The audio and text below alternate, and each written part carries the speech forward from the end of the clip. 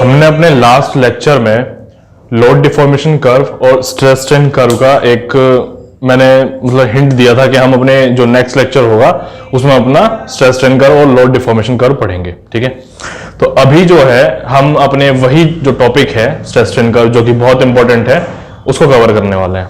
ठीक, तो सब्जेक्ट हमारा वही कंटिन्यूअस स्ट्रेंथ ऑफ मटेरियल। इसमें हमारा जो टॉपिक है वो है स्ट्रेस एंड स्ट्रेन कर्व।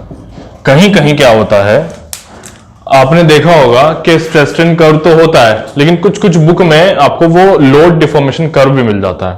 ठीक है, तो हम जो है दोनों के बारे में जानेंगे। मैं यहां पे दोनों का लिख देता हूं, स्ट्रेस स्ट्रेन कर्व और load deformation curve. Load deformation curve, पहले मैं इन दोनों के रिलेशन बता देता हूं, कुछ कुछ आपको ना नाम से पता चल रहा होगा। तो यहां देखो ये क्या है, लोड। तो एक तरह से लोड किससे रिलेटेड होता है, वो होता है स्ट्रेस से रिलेटेड। ठीक, ऐसे यहां पे क्या लिखा है, डिफॉर्मेशन। तो डिफॉर्मेशन किससे रिलेटेड होता है, स्ट्रेन से रिलेटेड होता है। तो ये डिफॉर्मेशन और स्ट्रेन एक दूसरे से रिलेटेड है, ऐसे ही क्या है, स्ट्रेस और लोड एक दूसरे से रिलेटेड है।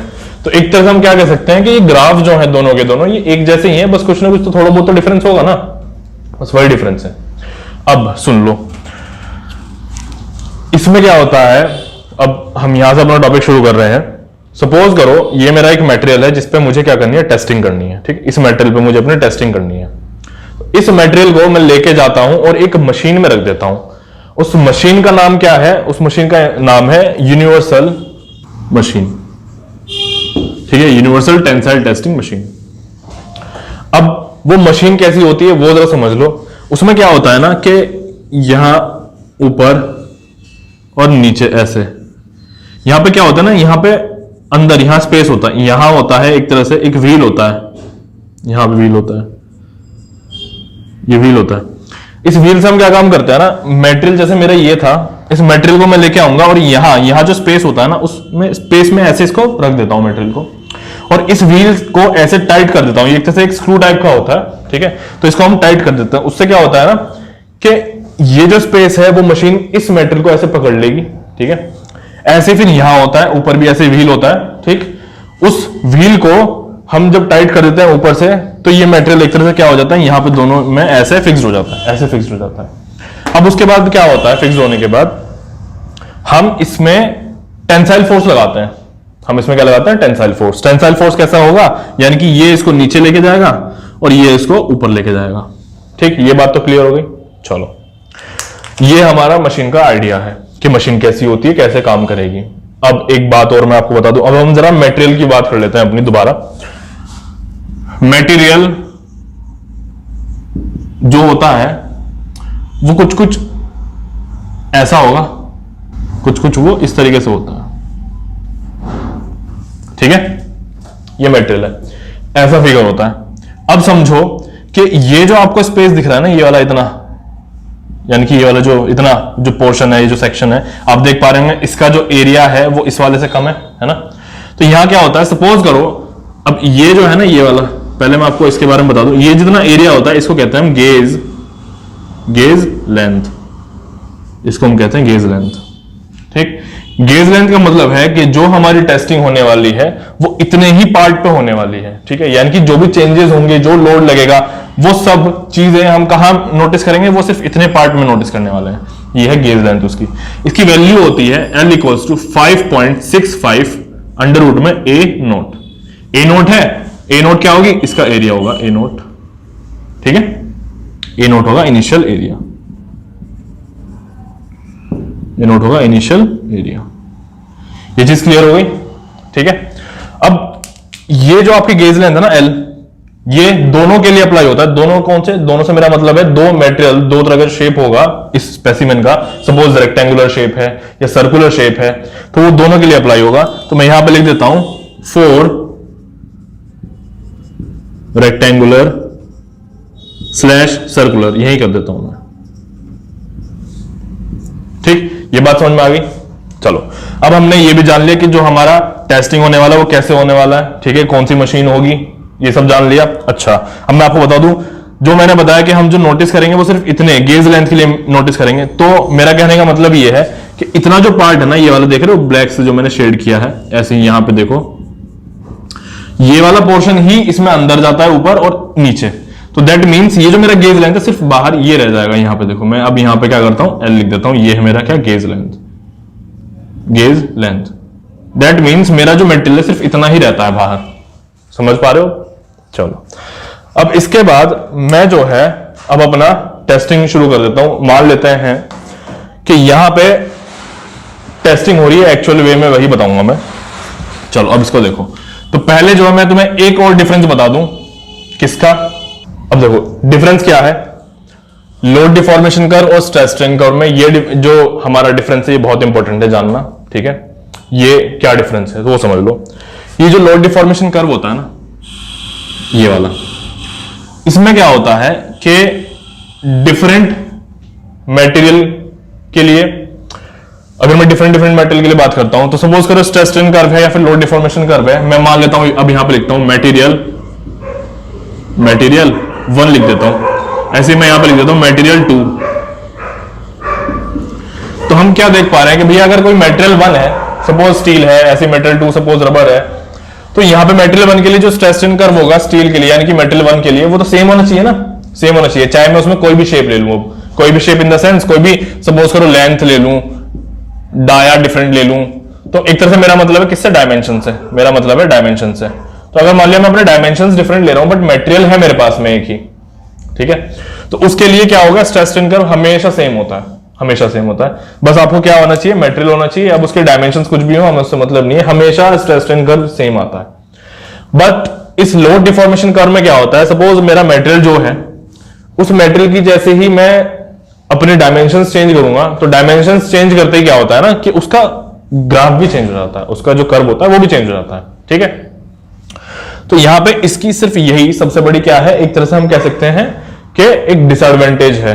ठीक है, ये इसका एक लॉस है इसे यूज करने का। तो अब समझो इसमें, अब यहां पे हमें इस बात से क्या पता चल रहा है, यानी कि स्ट्रेस स्ट्रेन कर्व से हमें और लोड डिफॉर्मेशन कर्व से हमें क्या पता चल रहा है, हमें यह पता चल रहा है कि जो स्ट्रेस स्ट्रेन कर्व है, ठीक है, जो स्ट्रेस स्ट्रेन कर्व है वो क्या बताता है, वो कैरेक्टरिस्टिक प्रॉपर्टी बताता है मटेरियल की। समझ पा रहे हो, कैरेक्टरिस्टिक प्रॉपर्टी मतलब भैया कोई भी मटेरियल है, सपोज करो स्टील था, मैंने जैसे भी एग्जांपल दिया था मटेरियल 1। अब मटेरियल 1 के लिए आप कोई भी डायमेंशंस ले लो, हमेशा ग्राफ सेम रहने वाला। दैट मींस मटेरियल के लिए उसने स्पेसिफिक प्रॉपर्टी बता दी, अब आप चाहे उसमें कोई भी डायमेंशंस ले लो। ये चीज क्लियर हो रही है? ऐसे यहां देखो मटेरियल 2 के लिए, अब हर बार मटेरियल 2 के लिए इस वाले केस में क्या होता, डिफरेंट हो रहा था, या फिर मटेरियल 1 की भी अगर बात करूं इसमें क्या होता, हर बार डिफरेंट हो रहा था ना। तो इसलिए ये हमें प्रॉपर वैल्यूज नहीं बता पा रहा था, ठीक है, प्रॉपर हमें आइडिया नहीं दे पा रहा था मटेरियल के बारे में, तो इसलिए हम इसको नेग्लेक्ट कर देते हैं और हम पढ़ते हैं इसको, इसलिए इसको हम प्रेफरेंस देते हैं। ठीक है, तो अब यहां पे नोट करके लिख लो, इसमें नोट में लिखो, या फिर हम कह सकते हैं कि it shows characteristic property of a material. ठीक है, ये बात आई होप क्लियर हो गई होगी। चलो, अब इसमें क्या होता है कि अगर आपको रीजन यहां पे चाहिए तो मैं रीजन लिखवा देता हूं। रीजन क्या होने वाला है, रीजन क्या है कि लोड डिफॉर्मेशन कर्व क्या होता है, मैंने भी बताया था ना, हर एक मटेरियल के डायमेंशंस के लिए क्या हो जाता है, डिफरेंट हो जाता है ना। तो यहां पे मैं क्या करूंगा, क्या लिखूंगा, लोड डिफॉर्मेशन कर्व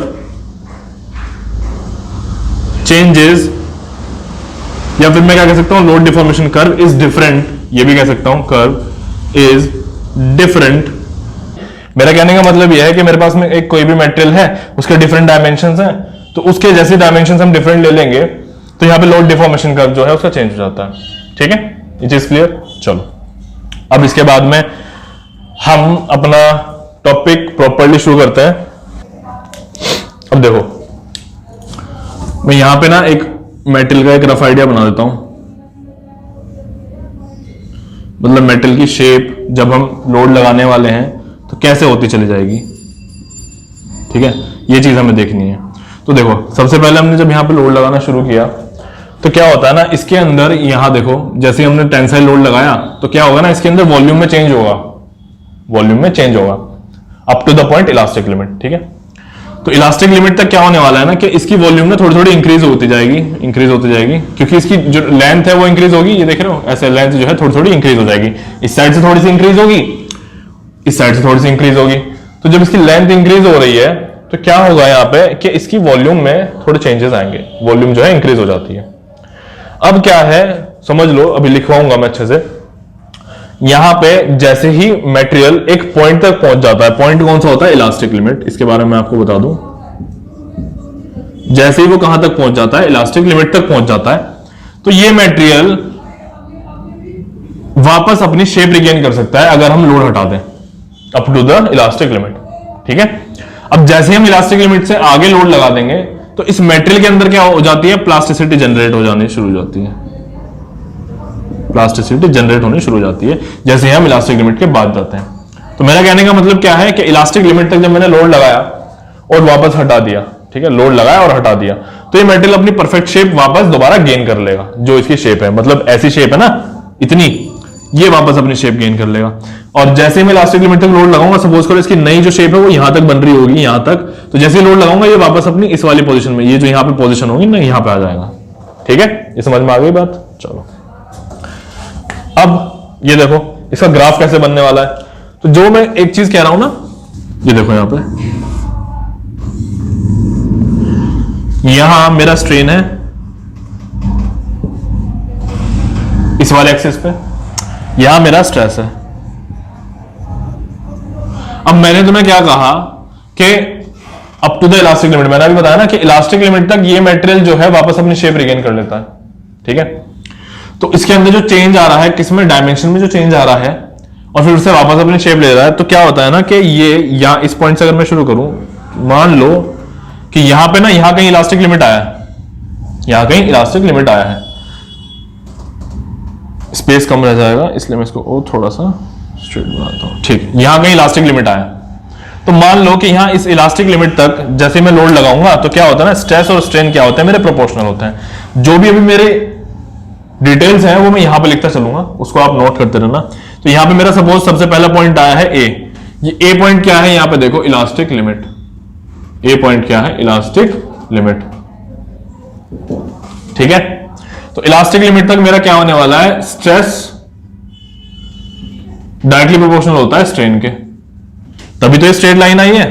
और ये डायरेक्टली प्रोपोर्शनल होने का मतलब है कि ये यहां पे क्या होता है ना, अप टू द पॉइंट हम एक लॉ का फॉलो करते हैं, उसको कहते हैं हुक्स लॉ।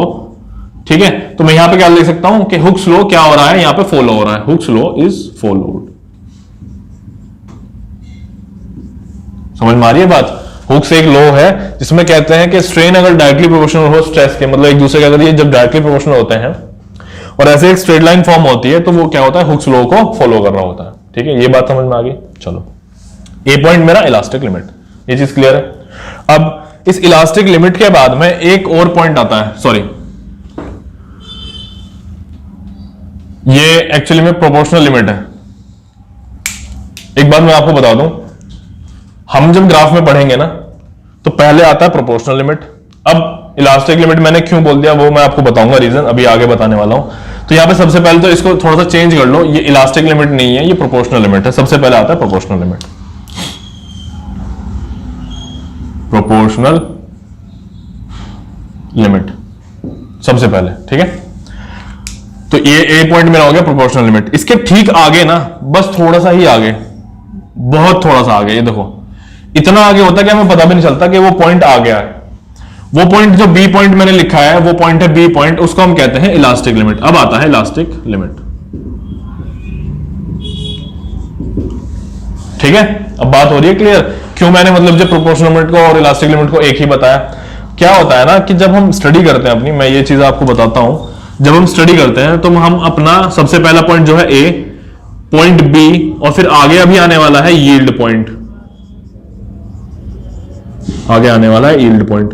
इनकी वैल्यूज को ना हम सेम ही कंसीडर करते हैं क्योंकि बहुत क्लोज होते हैं, बहुत क्लोज होते हैं ये पॉइंट्स, तो इनकी वैल्यूज को हम जो है सेम ही कंसीडर करते हैं प्रैक्टिकली जब हम करते हैं। ठीक है, अब तो ये आई होप आपको ये चीज क्लियर होगी कि मैंने इलास्टिक लिमिट को प्रोपोर्शनल लिमिट क्यों कह दिया था पहले। ठीक है, लेकिन जब हम ग्राफ बनाएंगे अब हमें क्या करना है? स्पेसिफिकली डिनोट करना है ना, हर एक पॉइंट को अच्छे से डिनोट करना है। तो ए क्या है? प्रोपोर्शनल लिमिट, बी क्या है? Elastic limit. अब आगे देखो, इलास्टिक लिमिट के बारे में मैंने आपको बता दिया था कि मेटल जो है शेप रिगेन कर सकता है, बट इसके आगे होते हैं उसके अंदर क्या आ जाती है? प्लास्टिसिटी आ जाती है।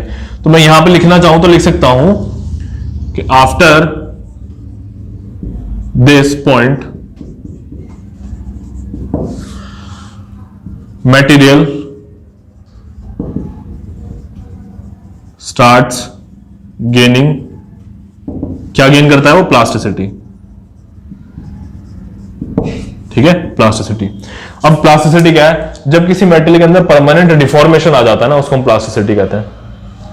देखो ये जो वर्ड्स आ रहे हैं जैसे प्लास्टिसिटी आया अभी, इनके लिए ना अलग से मैं इसके बाद, इस ग्राफ के बाद में एक और डेफिनेशन वाला बनाने वाला हूं, उसमें आपको वो भी चीजें क्लियर हो जाएंगी कि प्लास्टिसिटी क्या होता है, ये सब क्या होता है। ठीक है, लेकिन अभी समझो, मैं आपको बताता हूं प्लास्टिसिटी क्या है। मान लो ये मेरे पास ना रबर है एक, आपने बहुत कॉमनली देखा होगा। अब इस रबर को जब आप खींचोगे, ठीक है, जैसे साइकिल की रबर होती है ना, ट्यूब टायर्स वो जो होते हैं, आप उनको पुल करो, तो जैसे ही आप पुल करोगे तो क्या होगा? उसकी लेंथ बढ़ जाएगी। ठीक है, तो जैसी लेंथ बढ़ जाती है, अब आप उसको छोड़ देते हो तो क्या होता है? वापस अपनी शेप ले लेती है।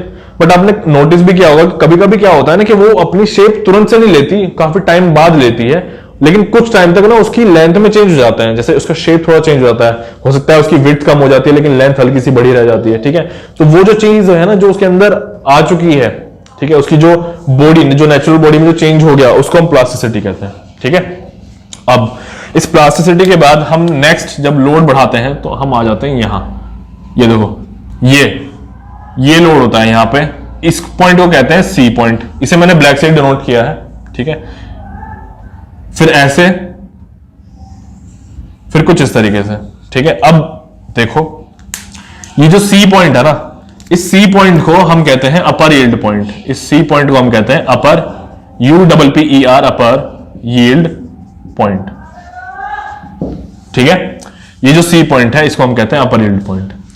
अब यील्ड पॉइंट दो तरह के होते हैं, वो बता रहा हूं मैं। देखो सबसे पहले मेरा क्या आया? प्रोपोर्शनल लिमिट आया ए, उसके बाद आया मेरा क्या? इलास्टिक लिमिट, उसके बाद में मेरा क्या आ गया? अपर यील्ड पॉइंट आ गया। तो जब अब क्या एक्चुअली में यील्ड पॉइंट आ रहा ना, तो ये क्या है? Upper yield point. अब ये जो नीचे आपको वेव दिख रही है ना, ये पॉइंट होता है मेरा डी, इसको हम कहते हैं lower yield point. Lower yield point.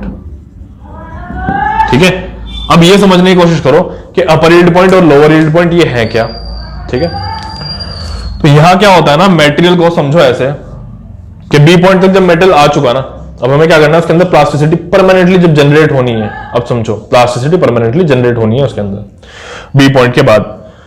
अभी क्या है, मैंने क्या बताया था कि रबर वाला एग्जांपल दिया था कि कुछ टाइम तक के लिए वो कैसे हो जाती है, उसके अंदर चेंज हो जाता है। तो वो कब हो रहा है? जब बी पॉइंट से हम आगे हैं। ठीक है, बट बी पॉइंट से तो आगे हैं लेकिन सी और डी पॉइंट से हम पीछे ही हैं अभी भी। ठीक है, तभी तो वापस अपनी शेप ले पा रहा है। तो ऐसे समझो, मैं कॉमन एग्जांपल और देता हूं कि मैं हूं, ठीक है, कोई भी ह्यूमन है, मैं ऐसे स्टैंडिंग पोजीशन में हूं आराम से, कोई पीछे से आया, उसने मुझे क्या किया? पुश किया कि मैं ऐसे गिर जाऊं। ठीक है, कि मैं ऐसे गिर जाऊं। अब देखो, अब अभी भी ना एक पॉइंट ऐसा होता है कि सपोज हम ऐसे झुक गए, तो उसके बाद में क्या होता है ना कि पॉसिबिलिटी है कि हम अभी भी वापस आ जाएं। ठीक है, तो ऐसे समझो कि बी पॉइंट के बाद ऐसी पॉसिबिलिटी है कि हम वापस आ सकते हैं। तो अब उसको परमानेंटली कंफर्म करने के लिए कि भैया नहीं तुम गिरो, ठीक है, ह्यूमन को तो गिराना है और ऐसे मेटल में क्या करना है? प्लास्टिसिटी जनरेट करनी है। ठीक है, परमानेंट, ठीक, परमानेंट स्ट्रेन लाना है। तो हम क्या करते हैं? उसके अंदर और लोड लगा देते हैं। ठीक है, और लोड लगा देते हैं पूरी तरीके से कि अब तो भैया तुम गिरोगे। बात समझ में आ रही है? तो यहां क्या है, इस अपर यील्ड पॉइंट में लिखो, यहां मैं तुम्हें लिखवा देता हूं। देखो हमारा क्या हो गया? बी हो गया, ये आपने लिख लिया। आप देखो सी होता है upper yield point, upper yield point. इसमें होता है, यहां लिखो अपर यील्ड पॉइंट में, it is the maximum load applied to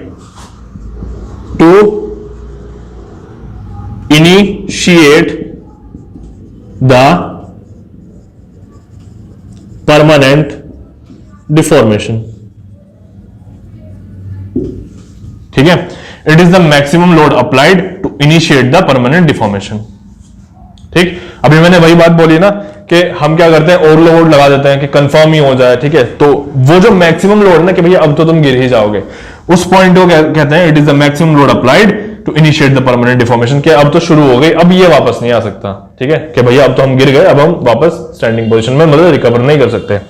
तो उस पॉइंट को हम कहते हैं सी पॉइंट, वो होता है अपर यील्ड पॉइंट। ठीक है, चलो, तो ऐसे ही फिर हमारा क्या होता है? डी पॉइंट होता है लोअर यील्ड पॉइंट, उसको कहते हैं,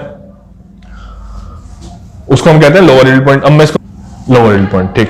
अब देखो अपर यील्ड पॉइंट क्या था? मैक्सिमम लोड अप्लाइड, ठीक है, कि यहां पे क्या हो गया कि इनिशिएट शुरू हो चुका है।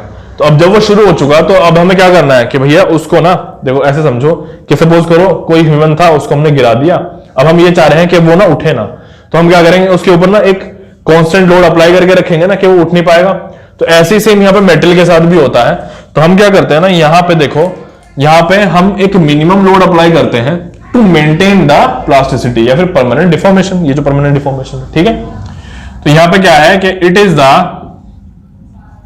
The minimum load applied, it is the minimum load applied to maintain the, क्या मेंटेन करना है, टू मेंटेन द परमानेंट, यहां पे लिख देता हूं परमानेंट डिफॉर्मेशन। ये बात समझ में आ गई?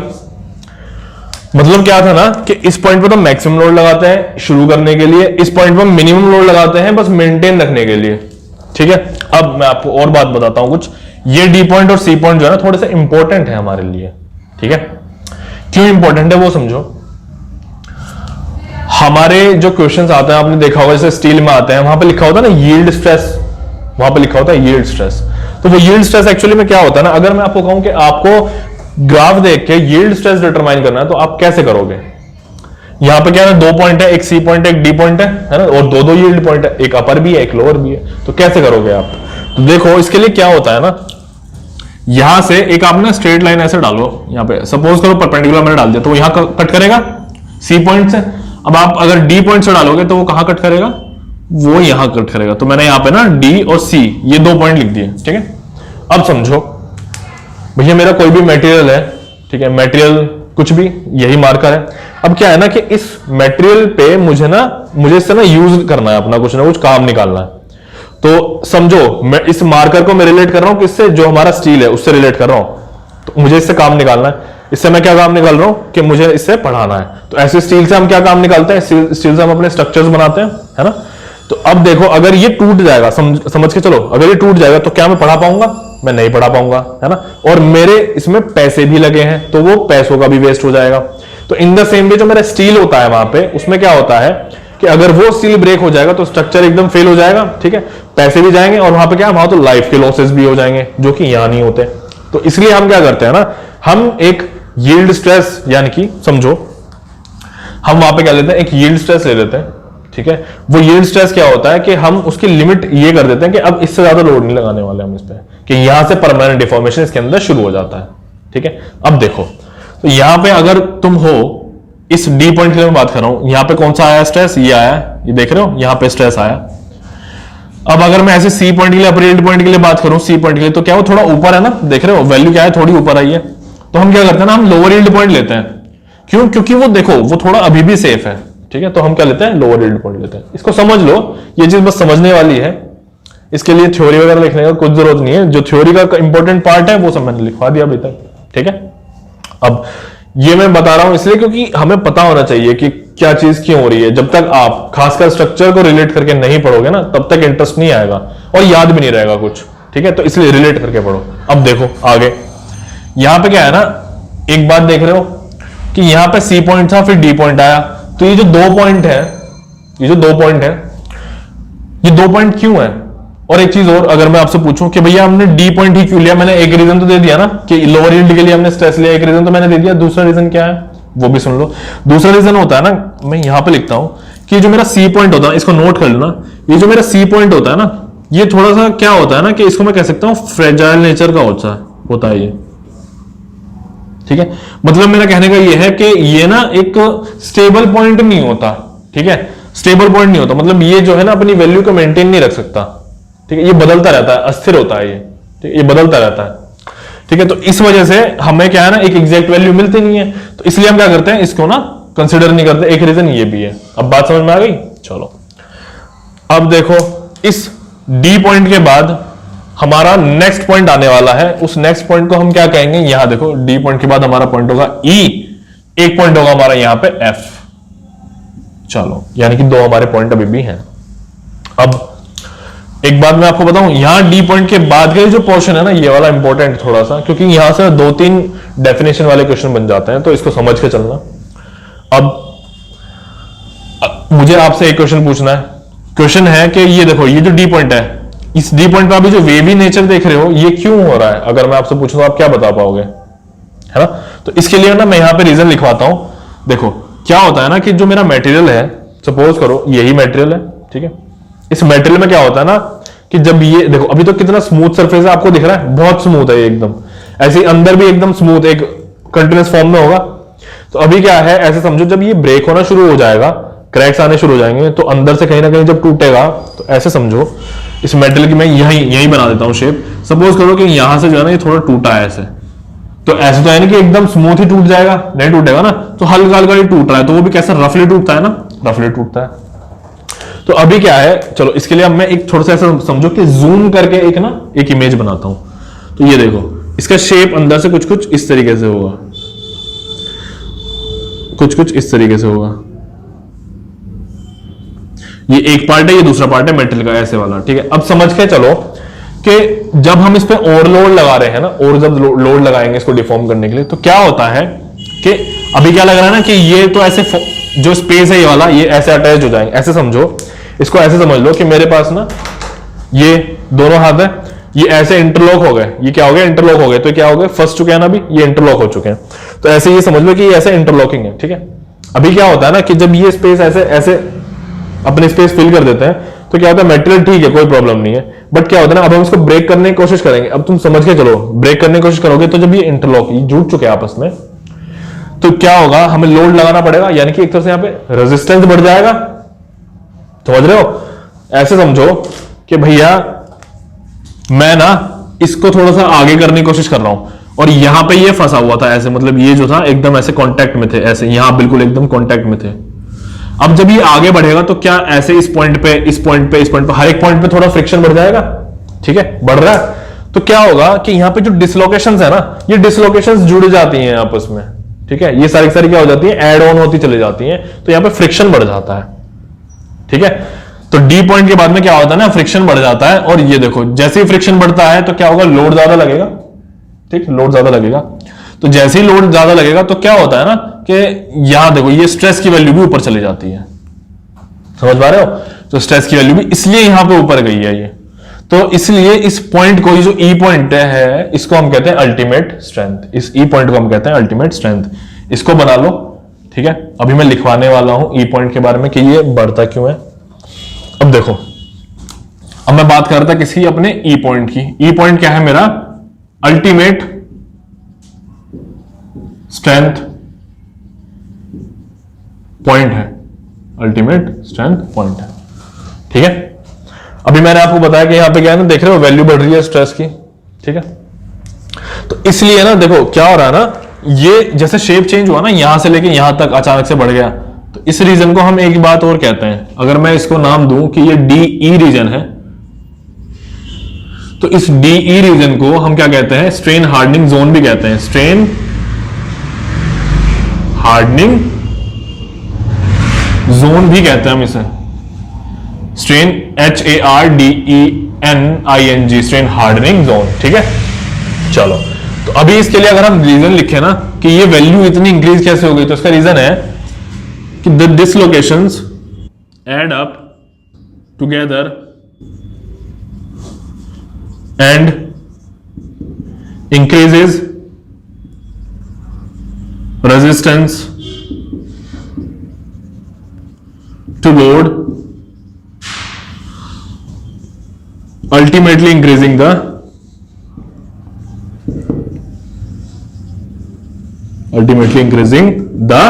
क्या होगी, क्या इंक्रीज हो रहा है यहां पे, ये देखो, ये वैल्यू इंक्रीज हो गई ना स्ट्रेस की, इंक्रीजिंग द स्ट्रेस, ठीक है।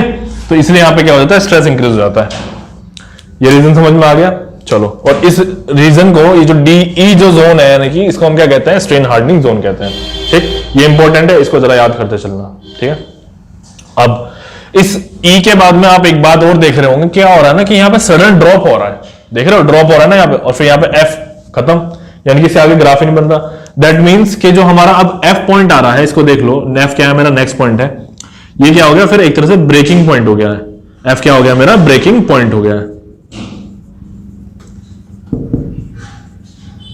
ब्रेकिंग पॉइंट से मेरा मतलब कि यहां पे मेटेरियल ब्रेक हो गया मेरा, ये है ब्रेकिंग पॉइंट से मतलब। अब समझो ई से एफ तक आने में ये ड्रॉप क्यों हुआ स्ट्रेस में, उसको समझने की कोशिश करो। जैसे ही हम ई पॉइंट पे पहुंचते हैं ना, तो मेरे मेटल की शेप ना कुछ इस तरीके से हो जाती है, और पतला हो जाता है। ठीक है, देख रहे हो, और पतला होता जाता है। फिर क्या होता है ना, अल्टीमेटली कुछ टाइम के बाद ये यहां से ब्रेक हो जाता है, बीच से यहां से कहीं से ये क्या हो जाएगा, ब्रेक हो जाएगा। ठीक, ये ब्रेक हो जाएगा। तो एक बात को देखो, यहां ना, यहां पे क्या हो रहा है, इसका कॉमन एग्जांपल है, बड़े आराम से समझ में आ जाएगा। च्युइंगम होती है, आप उसको च्यू कर रहे होते हैं, अगर आप उसको अब निकाल लो और फिर क्या करो, उसको थोड़ा एक्सटेंड करो, तो क्या होता है ना, एक बहुत बारीक सा, एक थिन क्या होता है, थ्रेड जैसा उसमें बन जाता है शेप। तब आप एक बात बताओ, जब वो ब्रेक हो रही होती है, जब उस शेप में पहुंच जाती है, ठीक है, तो क्या होता है, वो मतलब आपको लोड लगाने की यानी कि खींचने की जरूरत पड़ती है, उसको कुछ भी करने की जरूरत नहीं पड़ती। वो क्या होता है, अपने आप ही टूटती चली जाती है, मतलब उसके अंदर लेंथ भी बढ़ रही है लेकिन वो टूटती चली जाती है। तो वही चीज यहां पे होती है। ठीक है, वही चीज यहां पे होती है। तो ये जो एफ है, तो मेरा ब्रेकिंग पॉइंट है। ठीक है, अब क्या है इसके बारे में मैं आपको बता दूं, ये ऐसे क्या हो गया, रीजन हो गया ना मेरा EF मेरा एक रीजन हो गया। यहां देखो, EF हो गया मेरा एक रीजन। तो इस रीजन को हम क्या कहते हैं, इस रीजन को हम कहते हैं नेकिंग जोन। इसको हम कहते हैं नेकिंग जोन, यानी कि E से लेके F तक ये होती है नेकिंग, ये होती है नेकिंग। ठीक है, बात समझ में आ गई। नेकिंग क्या हो रहा है, देख रहे हो, ये शेप पतली हो गई ना बीच से। अब अगर मैं आपको और समझाऊं, ऐसे समझ लो जैसे मेरे शोल्डर्स हैं। ठीक है, शोल्डर के ऊपर क्या है, नेक है। तो आप एक बात को देख पा रहे होंगे कि शोल्डर के ऊपर नेक क्या है, पतली है ना थोड़ी। तो हर किसी के साथ में वही होता है। तो हमने क्या किया ना, नेम जो है वहां से रिजेंबल किया नेक, समझ रहे हो। यहां पर हमें ये चीजों का ध्यान देना है कि वर्ड्स पे ध्यान देना है हमें। ठीक है, बहुत से डेफिनेशंस वगैरह वगैरह जो भी कंसेप्ट होंगे ना, वो सिर्फ वर्ड से समझ में आ जाएंगे हमें। ठीक, चलो अब ये चीज क्लियर हो गई। ठीक है, तो हम क्या देख पा रहे हैं कि यहां पे हमारा एरिया रिड्यूस हो रहा है, किस पॉइंट के बाद, ई पॉइंट के बाद एरिया रिड्यूस हो रहा है।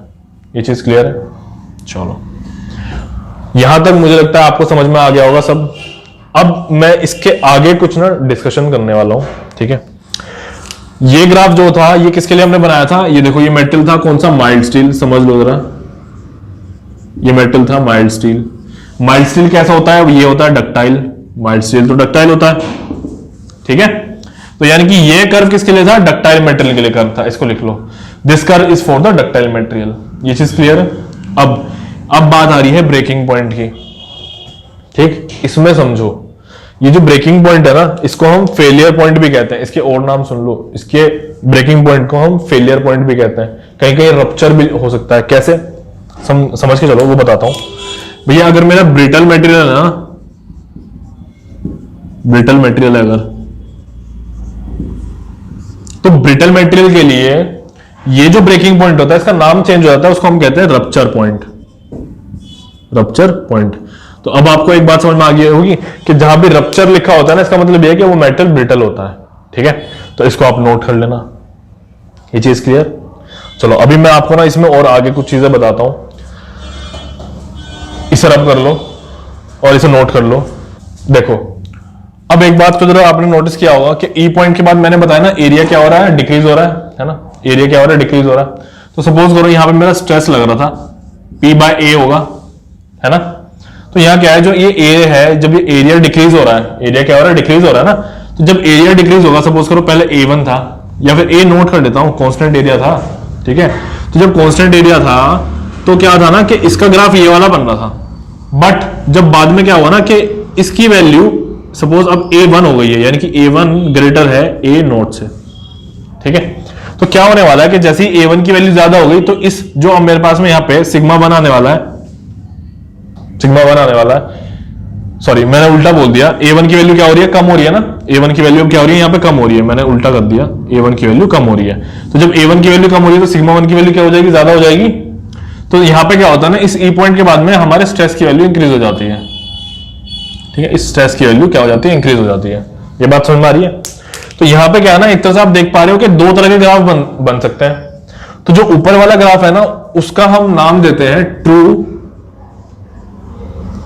Stress slash strain curve. दूसरा जो एफ है, यानी कि ये एफ वाला जो ग्राफ है, इसको हम कहते हैं इंजीनियरिंग कर्व। ठीक है, अब ये दो नाम अलग अलग क्यों हैं और हम इनको मतलब कौन से को पढ़ते हैं कौन से को नहीं पढ़ते, उसके रीजन समझ लो।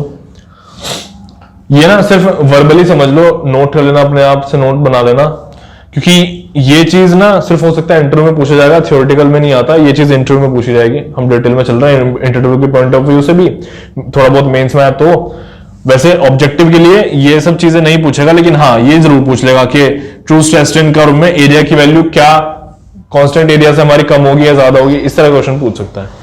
तो देखो यहाँ पे क्या हो रहा है ना कि ये तो हो गया ट्रू स्ट्रेस स्ट्रेन कर्व, ठीक है, ये मैंने आपको बता दिया। इसका नाम फिर हमने दिया है इंजीनियरिंग स्ट्रेस स्ट्रेन कर्व, जिसमें हमने शुरू से लेकर लास्ट तक हमारा ए नॉट लिया था, जो कि क्या लिया था, कांस्टेंट एरिया लिया था।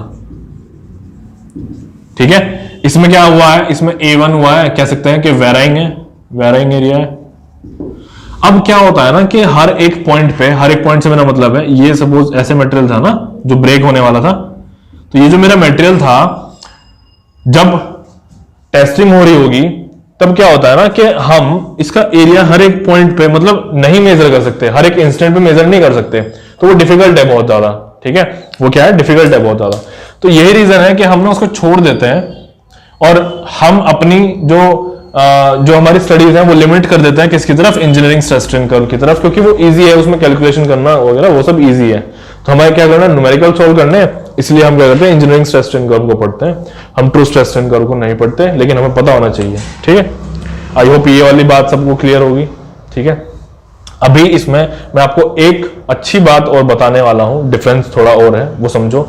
अभी इसे नोट कर लो और मैं रब कर रहा हूं। देखो, मैंने आपको दो ग्राफ बनवाता हूं। ये वाला पहला कौन सा हुआ है, स्ट्रेस स्ट्रेन का हुआ है।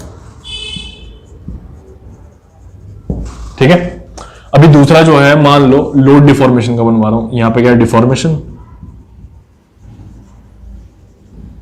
यहां पे क्या होगा, load.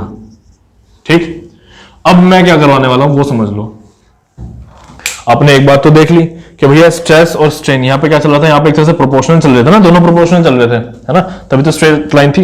In the same way यहां भी ऐसे ही होता है, यहां भी क्या होती है, एक स्ट्रेट लाइन होती है, यहां भी एक स्ट्रेट लाइन होती है। ठीक है, अब मैं क्या कहना चाह रहा हूं वो जरा समझो। हमने हमारे जो मैथमेटिक्स है, बेसिक मैथमेटिक्स, उसमें भैया ट्रिग्नोमेट्री तो पढ़ी है ना, ट्रिग्नोमेट्री पढ़ी है। तो ट्रिग्नोमेट्री में अब अगर मान लो, चलो मैं यहां पर एक एंगल लेता हूं, मैंने एंगल का नाम दिया थीटा, ये एंगल लिया थीटा, तो अगर मैं यहां पे tan थीटा लगाऊं तो क्या होगा, क्या होगा, tan थीटा यहां पे होगा, देखो P अपॉन B करेंगे, मतलब यहां पे स्ट्रेस होगा, ये वाला जो है ये स्ट्रेस है, तो यहां पे होगा स्ट्रेस अपॉन स्ट्रेन, यही तो होगा।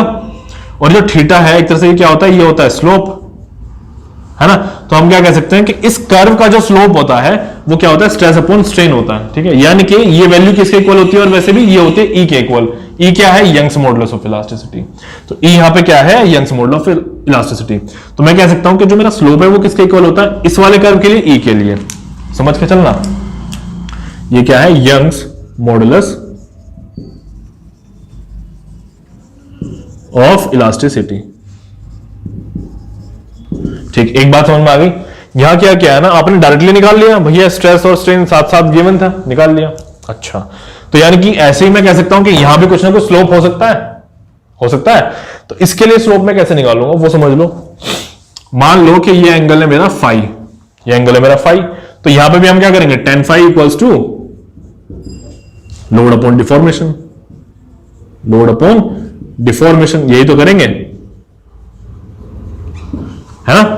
तो अब अगर मैं आपसे एक फॉर्मूला पूछूं तो देखो, delta equals to P L upon A E, ये वाला फॉर्मूला पता होगा, शायद मैंने पहले ड्राइव भी करवाया है, नहीं करवाया तो मैं एक बार आपको बताता हूं। ये जो P बाय ए है ये क्या है, समझ लो, बताता हूं भैया, stress upon strain equals to E होता है, और स्ट्रेस क्या होता है, P बाय ए, ऐसे स्ट्रेन क्या होता है, डेल्टा बाय एल, ये मेरा स्ट्रेन है। ठीक है, ये मेरा स्ट्रेन और ये क्या है, स्ट्रेस। तो ये वैल्यू आप यहां पे पुट करो, तो जैसे ही आप पुट करोगे तो क्या होता है, अब मैं इसको डेल्टा को अलग निकाल लेता हूं। देखो पहले पुट करता हूं मैं, स्ट्रेस कितना P बाय ए इंटू स्ट्रेन कितना, डेल्टा इंटू एल, एल ऊपर चला गया, इक्वल्स टू ई है।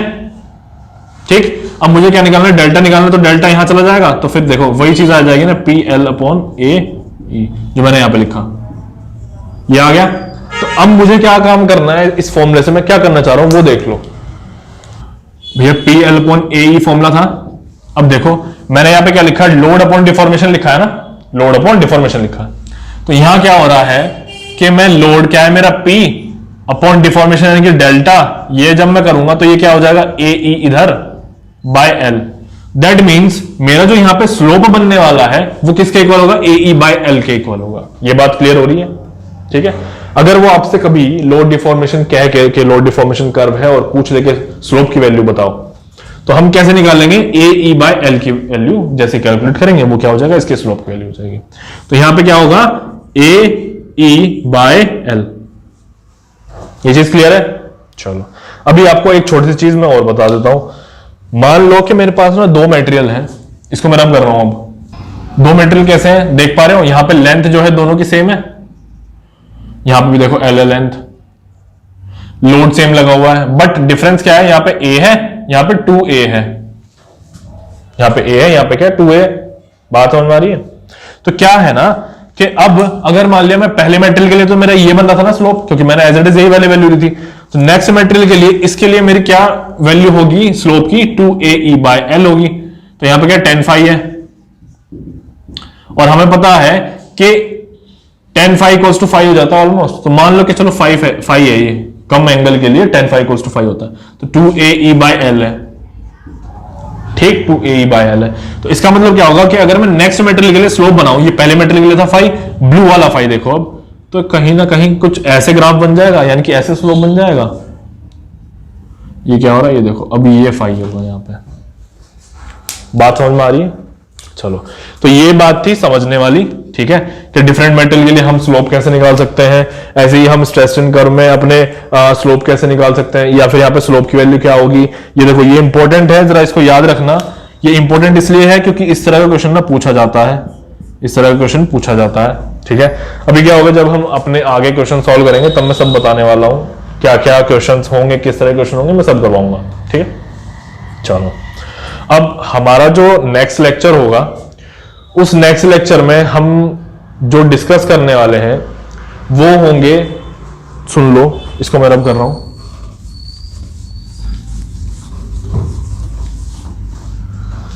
वो होंगे सबसे पहले तो जो मैंने जैसे यहां पे बेसिक प्रॉपर्टीज की बात किया ना मेटेरियल की,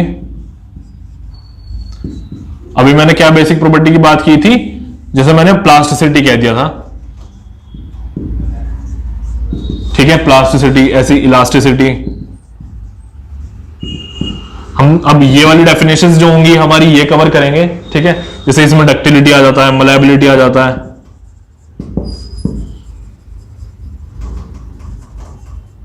ये सब चीजें कवर करेंगे।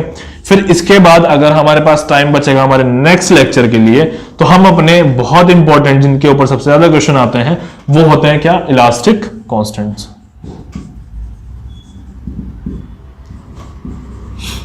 वो करेंगे इलास्टिक कांस्टेंट्स। ठीक है, एक बात और मैं आपको बता दूं, अभी जो हमारा ये कर्व जो हमने डिस्कस किया है, स्ट्रेस स्ट्रेन कर्व, ये ऐसे समझ लो कि ना सिर्फ एग्जाम के पॉइंट ऑफ व्यू से था। ठीक है, अब इसमें मैं और कुछ चीजें होती हैं, ठीक है, इस कर्व में, वो चीजों को मैं अलग से ऐड करूंगा, लेक्चर अलग से बनाऊंगा उसके लिए।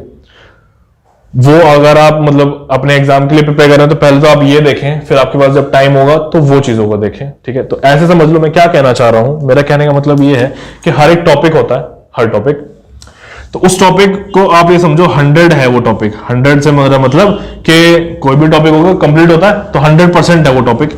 अब इससे ना क्वेश्चन पूछे जाने के रेशियो देखो, वो अलग अलग होता है ना। तो जो मैंने अभी आपसे डिस्कस किया ना, ये वाला सारा स्ट्रेस स्ट्रेन वाला, तो इसमें से ये समझ लो कि आपके ऑलमोस्ट 70 to 80 या फिर समटाइम्स 90% क्वेश्चन जो है पूछे लिए जाते हैं। ठीक है, बाकी का जो रह जाता है वो वाला 30% वाला या फिर 20% वाला या जो 10% वाला रह जाता है, उसको मैं अलग से एक लेक्चर बना के डालूंगा। ठीक है, तो मतलब हम जो है पहले अपनी प्रेफरेंस रखेंगे एग्जाम के लिए, फिर बाकी जो है जो कम वेटेज रखता है वो वाला टॉपिक करेंगे। ठीक है, चलो अब नेक्स्ट लेक्चर में मिलते हैं। Thank you.